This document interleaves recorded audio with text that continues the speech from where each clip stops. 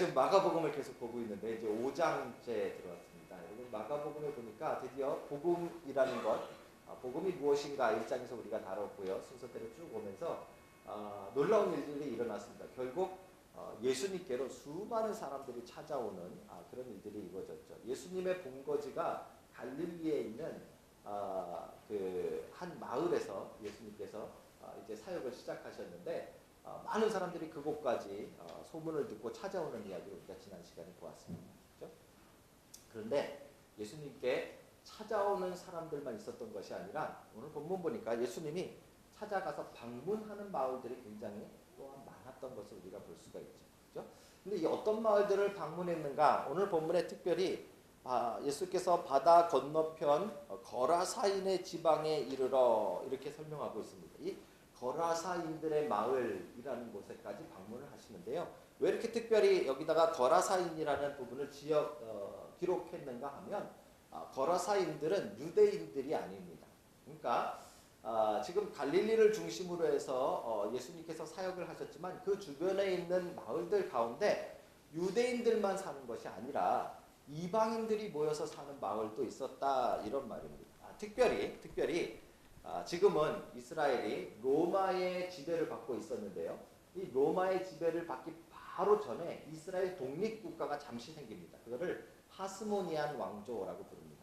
하스모니안이라는 왕국이 생기는데 그게 이스라엘 사람들이 만든 유대인들이 이제 반란을 일으켜서 만든 그런 나라가 하스모니안 왕국입니다. 그런데 어디로부터 반란을 일으켰는가 하면 로마 이전에 이스라엘을 다스리던 나라는 헬라 제국입니다. 여러분 잘 아시는 알렉산더가 이제 이 팔레스타인 지역까지 이제 사실은 터키까지 거의 넘어가죠, 그렇죠? 그래서 그 땅들을 다 정복을 합니다. 문제는 알렉산더가 일찍 죽죠. 여러분 역사 공부 많이 하신 분들 아실 텐데 알렉산더가 30대 초반에 죽게 되어집니다. 그런데 알렉산더가 그렇게 많은 땅을 특별히 알렉산더의 가장 큰 역할은 뭐냐면 이 그리스를 중심으로 한 헬라 문화와 그 다음에 이쪽에 아시아 문화를 이 동서를 통합시켜 놓은 겁니다. 대단한 일입니다. 그렇죠? 이 두 동서를 통합시켜 놓는 이 역사를 그들이 알렉산더가 이루게 되는데 후계자가 없이 일찍 죽습니다. 그래서 알렉산더 밑에 있었던 3명의 장군들이 각각 나라를 분할해서 갖게 되어집니다. 그 중에 가장 힘이 세고 잘 정착한 사람이 프톨레미라는 사람인데 이집트를 중심으로 해서 왕국을 세우고요. 그 다음에 안티오쿠스라는 사람이 지금 시리아 중심으로, 그러니까 이스라엘의 약간 위쪽에 나라를 세웁니다. 둘 다 이집트와 시리아에 세워졌지만 헬라 문화, 헬라 왕국이 되죠. 이 두 왕국이 번갈아 가면서 이스라엘을 정복하고 영향력을 미치게 되어집니다. 그래서 이스라엘의 헬라 문화가 들어오는 것이죠. 이때 들어올 때 어떤 일들이 일어났는가 하면 이제 헬라 문화를 중심으로 한 마을들이 생기게 되는데 오늘 본문의 맨 마지막에 보시면 이 데가볼리라는 표현이 나옵니다. 그렇죠? 이 사람이 데가볼리의 전파하니라 하는데 이 데가볼리라는 말은 마을 이름이 아니라 이 데카라는 말이 열이라는 뜻입니다. 열. 말로. 그다음에 볼리라는 말은 빌리지라는 볼리라는 마을이라는 뜻입니다. 그래서 10개의 마을이라는 특별한 헬라인들이 사는 10개 마을이 조성되게 되어지는데 이제 그 지역들이 이방인들이 사는 지역입니다. 이 갈릴리 지역에도 그것이 있는데 그 중에 하나가 이 거라사인들이 사는 지역이었던 것이죠. 그렇죠? 그러니까 분명히 갈릴리에 유대인들이 사는 그 전체적으로 보면 유대인들의 땅이긴 한데 거기는 가면 어느 문화인가 하면 헬라 문화들으로 사는 거예요. 그 증거가 오늘 본문에 보면 뭐가 나오는가 하면 돼지가 나오죠. 그렇죠?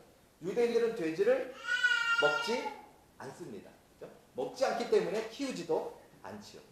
여러분들 그 집 나간 탕자 이야기에 보면 이 돼지를 치는 이야기가 나오죠. 그 이야기는 이 탕자가 먼 이방 나라까지 갔다 그 말입니다. 그렇죠? 유대인들은 돼지를 키우지도 않고 먹지도 않습니다. 근데 오늘 본문에 이 거라사인 지역에는 분명히 돼지를 키우는 것으로 봐서 이 지역은 이제 유대인들이 사는 지역이 아니라 당연히 이 헬라인들이 사는 지역이라는 것입니다. 제가 왜 이 부분을 이렇게 거창하게 거라사 지방을 이렇게 중요하게 설명하는가 하면 이 예수님의 의도, 예수님의 복음의 특징입니다. 예수님이 유대인들에게만 복음을 전하기를 원하셨던 것이 아니라는 것을 여기 보여주는 것이죠. 예수님께서 일부러 이방인들이 사는 마을까지 찾아가셨다는 말이에요. 결국 하나님의 나라는 단순히 유대인들만을 위한 나라가 아니라 하나님의 나라는 이방인들을 위해서도 열려져 있는 나라다 하는 것입니다. 그렇죠? 이 예수님께서 의도하셨던 것입니다. 이 의도대로 이제 여러분과 저 어떻게 보면 유대인들이 볼 때 정말 생각지도 않았던 이방인인 여러분과 저까지도 이제 복음을 듣게 되어지는 것이죠. 온 인류를 향한 예수님의 의도가 들어있는 것입니다. 자, 예수님께서 그래서 일부러 제자들과 함께 이 이방인들이 살고 있는 거라사인 지역으로 간 것입니다. 이 역사적인 순간 아닙니까?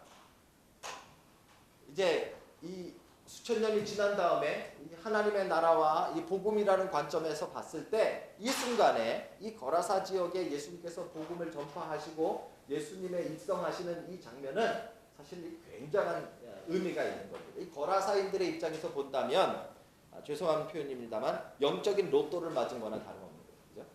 예수님께서 직접 당신들의 마을까지 찾아오시는 그런 장면이기 때문에 그렇죠. 문제는 예수님께서 거라사인의 지역에 들어가실 때 방해하는 방해물들, 장애물들이 있었다는 것입니다. 어떤 것이 있었을까요? 오늘 본문의 1절에 보시면 예수님께서 이제 거라사인 지역으로 가시기로 하고 2절에 배가 도착해서 배에서 내리시자마자 예수님을 마중 나오는 사람이 있었습니다. 예수님을 마중 나오는 사람이 보통은 그 마을에 무슨 유지들이나 원로들이나 이런 사람들이 나오거나 아니면 뭐 아이들이라도 나와서 막 노래를 부르거나 이래야 되는데 오늘 본문에 보면 아주 희한한 사람이 하나 나옵니다. 곧 더러운 귀신 들린 사람이 무덤 사이에서 나와 예수를 만나니라. 예상 못한 일이 일어난 거죠. 그렇죠?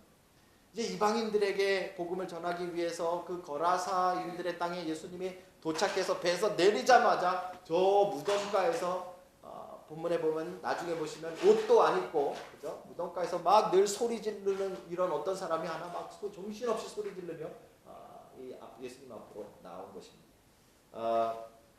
옛날 성경에는 광인이라는 표현을 썼습니다. 미치광이죠. 그죠? 이 미친 사람 본 사람이 예수님을 맞이하러 나온 것도 아니라 사실은 방해하기 위해 나오게 된 것이죠. 그죠? 예상 못한 일이 이루어진 것입니다. 유지도 아니고 원로들도 아니고 생각하지도 못한 귀신 들린 사람이 뜩하니 나와서 예수님의 거라사인 지역에 들어가는 입성을 제어하고 방해하는 일이 이루어지게 된 것입니다. 여러분 예수님은 지금도 마치 거라사인들의 그 지방을 찾아가셨던 것처럼 지금도 믿지 않는 사람들을 찾아오시는데 우리들의 마음에 찾아오실 때 여러분들이 이방인이든 남자든 뭐 한국인이든 뉴질랜드 사람이든 예수님은 그것과 상관이 없이 찾아오신다는 것을 우리 본문을 통해서 알 수 있죠. 그렇죠? 누구에게나 찾아가십니다. 여러분들의 뭐 피부색이 뭐 어떻든지 간에 뭐 좀 잘생겼든지 못생겼든지 키가 크든지 작든지 예수님께서는 그거와 상관없이 우리를 분명히 찾아오신다는 것입니다. 문제는 예수님께서 찾아오실 때 그 예수님의 찾아오심을 방문을 방해하는 것들이 우리 안에도 있다는 거예요. 겉은 우리가 멀쩡해 보이지만 예수님이 우리를 찾아오실 때 우리 안에 예수님을 방해하는 것들, 장애물들이 존재한다는 것이죠. 어떤 존재물이 존재했을까요? 이 사람에 대한 표현을 잘 보시면 이런 표현이 있습니다. 이 사람은 쇠사슬로도 묶어놓을 수 없었다. 왜냐하면 4절에 보시면 여러 번 쇠고랑을 끊어서 탈출을 시도했던 사람입니다. 그래서 이 사람을 한마디로 뭐라고 표현하는가 하면 4절 맨 마지막에 아무도 그를 제어할 수 없었다. Out of control입니다. 아무도 이 사람을 컨트롤할 수 없는 완전 미친 사람 한 사람, 이 사람이 지금 예수님 앞에 뜩하니 길을 가로막고 있는 것입니다. 여러분 우리 안에도 우리의 마음대로 컨트롤할 수 없는 무엇인가가 예수님의 찾아오심을 방해할 수 있다는 사실을 여러분도 기억하셔야 돼요. 어떤 것이 있을까요? 여러분들이 컨트롤할 수 없는 것, 여러분들이 감당할 수 없는 것이 예수님을 가로막는 그것이 무엇일까요? 대표적인 것이 죄성이라는 것입니다. 우리 안에 죄성, 우리 안에 죄된 마음. 결국 예수님을 방해하는 가장 큰 우리 안에 장애물 첫 번째는요, 우리의 죄성입니다. 우리의 죄성. 이 죄를 짓고자 하는 마음인데 이 죄성은 가만히 들여다보시면 진짜 컨트롤이 불가능하다는 것이죠. 예를 들면 여러분 도박에 중독되신 분들 만나보셨습니까? 제가 몇몇 분들과 또 이야기를 해봤는데요. 다 같이 그분들이 다 같이 하시는 말씀이 있습니다. 나는 내가 조절할 수 있습니다. 이렇게 말해요. 도박 중독이신 분들이 다 본인은 컨트롤할 수 있다고 생각해요. 왜 그런가 가만히 봤더니 어느 정도 조절하면 한 1년, 2년 정도는 참고 안 하시는 경우들이 꽤 있더라고요. 근데 문제는 그분들 가운데, 제가 만난 분들 가운데 한 번으로 끝난 사람은 없다는 말이에요. 1년이 지나고 2년이 지나고 3년이 지나면 또 한 번씩 빠지고 또 한 번씩 빠지고 또 제어했다가 또 한 번씩 빠지고, 마치 정말 이 미치광이 이 사람처럼 우리 안의 죄성은 우리가 도덕성으로 또는 우리의 체면으로 또는 우리의 법률로 여러 가지로 억눌러 놔서 잠시 컨트롤되는 것처럼 보일지 모르지만 결국은 그것을 제어할 수 있는 힘이 우리에게 없다는 말이에요. 성적인 타락도 마찬가지입니다. 우리 안에 있는 욕심, 탐심 이런 것들은요, 여러분 정말로 어느 순간 우리가 잘 컨트롤하고 있는 것처럼 보이다가도 우리를 뒤집어 엎고 나올 수 있는 것이 우리의 죄성입니다. 그것이 예수님의 오심을 방해하는 것이죠. 근데 여러분 오늘 보니까 이제 6절에 보시면 아주 재미있는 일이 일어납니다. 그가 멀리서 예수를 보고 달려와 그 다음에요 절하며. 제가 아까 표현을 하면서 이 분명히 방해하는 사람인데, 방해물인데, 예수님의 입성을 방해하는 존재인데, 중요한 것은 이 존재가 예수님 앞에 무릎 꿇고 절했다라는 거죠. 예수님 앞에 맡겨졌다는 말입니다. 우리의 죄성이 우리가 컨트롤할 수 없는 것이고 결국은 예수님을 방해하는 존재이긴 한데, 그것이 예수님 앞에 맡겨지면, 예수님 앞에 드려지면, 예수님 손에 넘어가면 해결이 가능하다는 것이죠. 예수님께서 그 미치광이를 예수님 앞에 무릎 꿇자 이제 치유하시는 놀라운 역사를 우리에게 보여줍니다.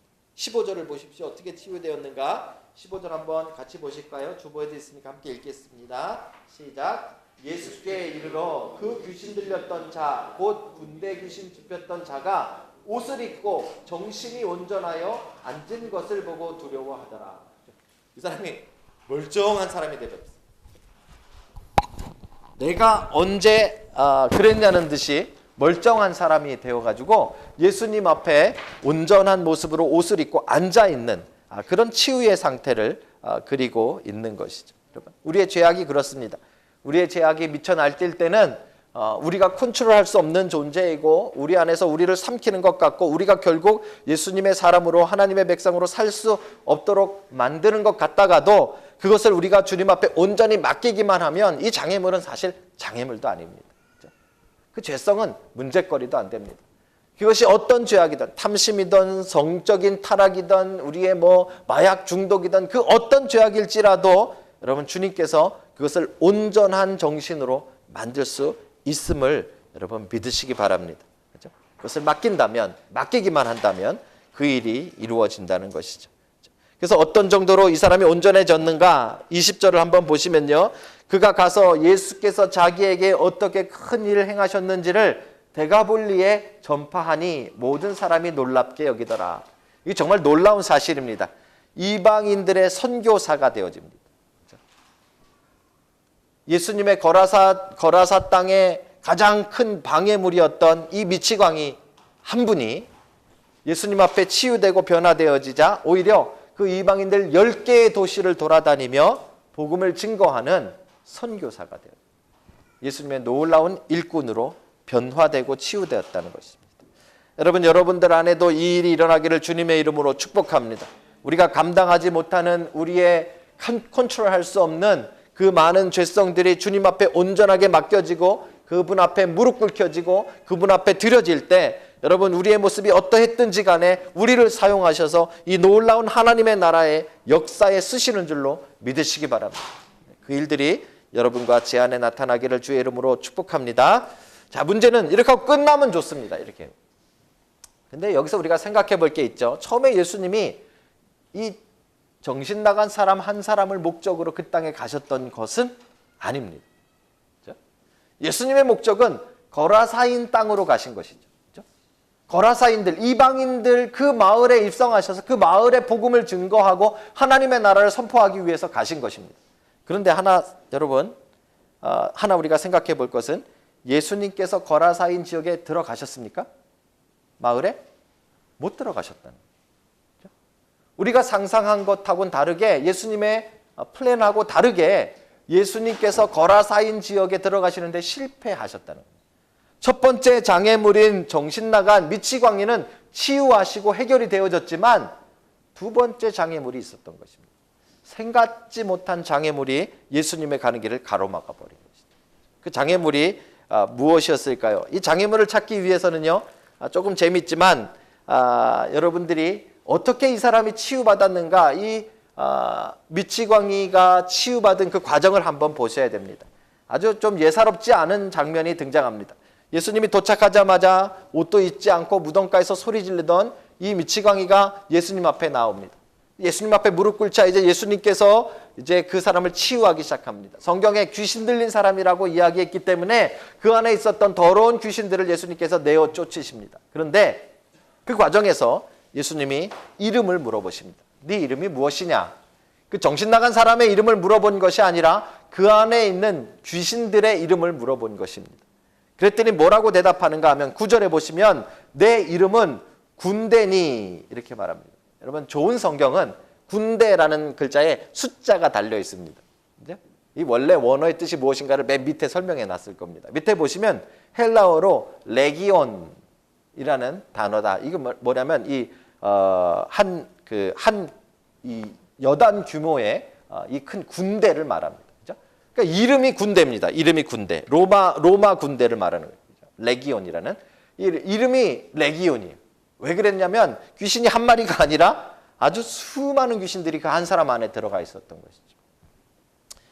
이 영적인 존재이기 때문에 귀신이 좁은 공간에 얼마나 많이 들어갈 수 있는가를 재밌게 보여주는 그런 장면입니다. 그런데 그 귀신들이 이제 하나님의 아들인 예수님 앞에서 이제 쫓겨나가고 죽게 될 것을 알게 되어져서 그 귀신들이 요청을 합니다. 뭐라고 요청하는가 하면 마침 옆에 보니까 돼지의 큰 떼, 돼지가 많이 있는 것을 보고 그 돼지 안에 들어가기를 간구하더라. 성경이 그렇게 기록합니다. 그렇죠? 10절에 자기를 그 지방에서 내보내지 마시기를 간구하더니 마침 거기 돼지의 큰 떼가 산 곁에서 먹고 있는지라. 그렇죠? 그 돼지 안에 들어가기를 간구했습니다. 예수님께서 13절에 보시면 허락하신데 더러운 귀신들이 나와서 돼지에게로 들어가매 거의 2,000마리 되는 떼가 바다를 향하여 비탈로 내리다라 바다에서 몰사하거늘.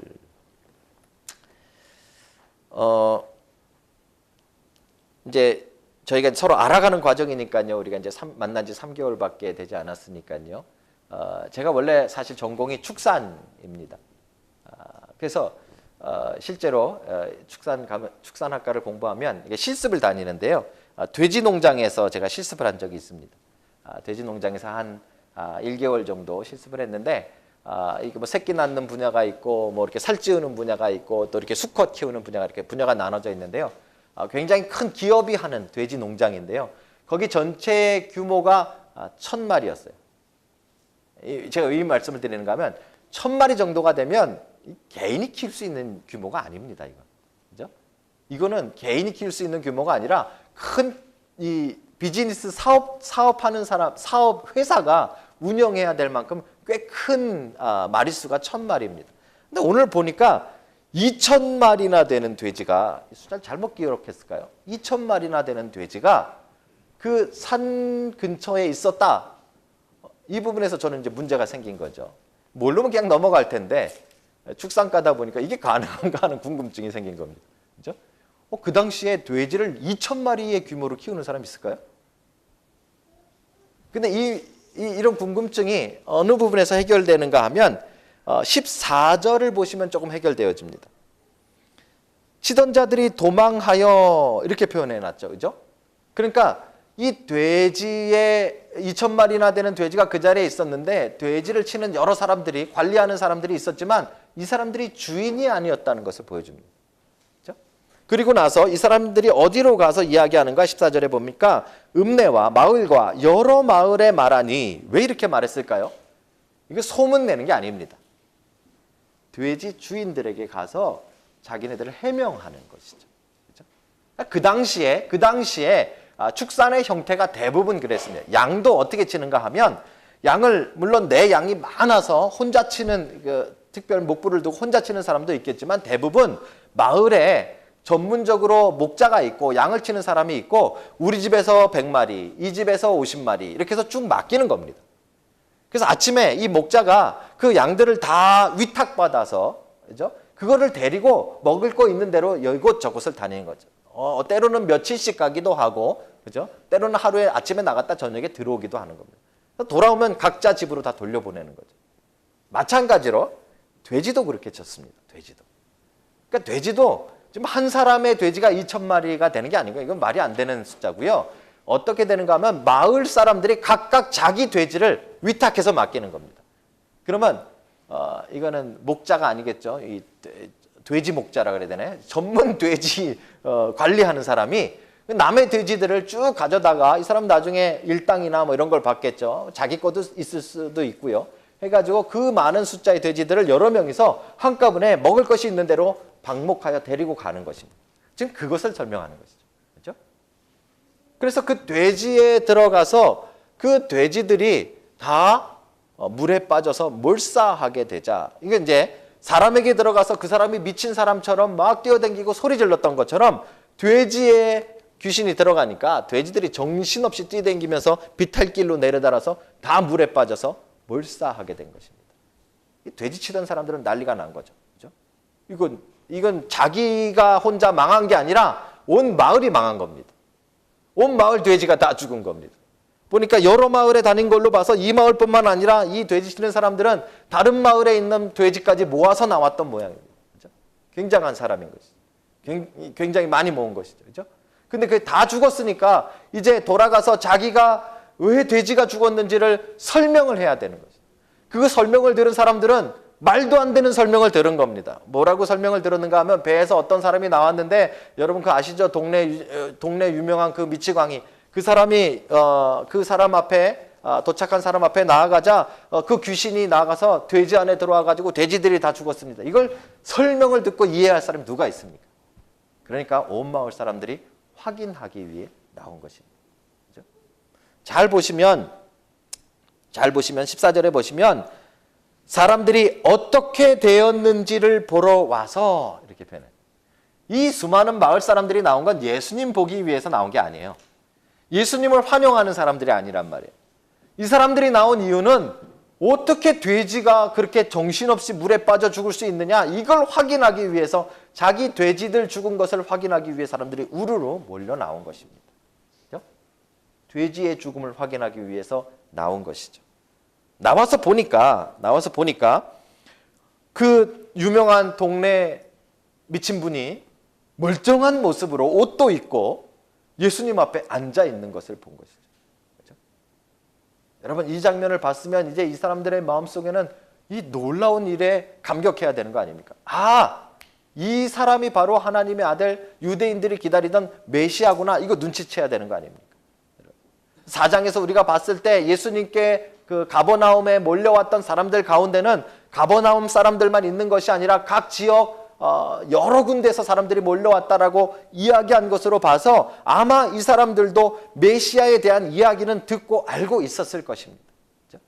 분명히 요즘 가버나움에 가면 아주 굉장한 사람이 하나 있는데 병자들을 낫게 하고 귀신 들린 사람들을 쫓아내고 귀신들을 쫓아내고 그 사람들을 치유하는 놀라운 사람이 하나 있다는 정도는 이 사람들도 소문으로 알고 있었을 것입니다.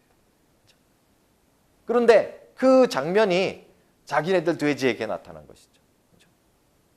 그렇다면 이게 정말 똑똑한 사람이라면 정말 영적인 사람들이라면 이거 정말 영적인 로또 맞은 순간입니다. 그 놀라운 메시아가 당신네들 마을에 오기 위해서 지금 바닷가에 도착했다는 말은 갈릴리에 도착했다는 말은 이 사람을 환영하여 받아들이고 그 복음만 받아들이면 온 마을이 역사의 최초로 이방인들의 선교 센터가 되어지는 놀라운 마을이 되는 것입니다. 그렇죠? 그런데 어떤 일이 일어납니까? 이 사람들이 17절입니다. 그들이 예수께 그 지방에서 떠나시기를 간구하더라. 생각지도 못한 장애물이 하나 생긴 겁니다. 그죠? 그 미치광이가 장애물인 줄 알았어요.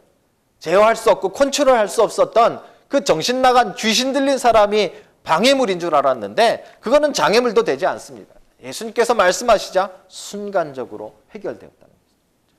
우리도 우리 안에 있는 죄성이 예수님께 나아가는데 방해물인 줄로 착각하며 우리는 살아갑니다. 여러분, 그 어떤 죄든지 간에 예수 앞에 무릎 꿇고 회개하면 용서치 아니할 죄가 없다고 성경은 이야기하는 것입니다. 그거는 방해물도 되지 않습니다. 진짜 방해물은 무엇입니까? 이 사람들이 왜 예수님을 거부했을까요? 유대인이기 때문에요? 이 사람들이 거부한 이유는 딱 하나입니다. 계산이 빠른 겁니다. 예수가 바닷가에 도착하자마자 자신네들 돼지가 2,000마리가 죽은 거예요. 계산이 짝짝 나오잖아요. 만약에 이 사람이 우리 마을로 들어오면 그보다 더 큰 손해가 생길 것으로 계산하는 것입니다.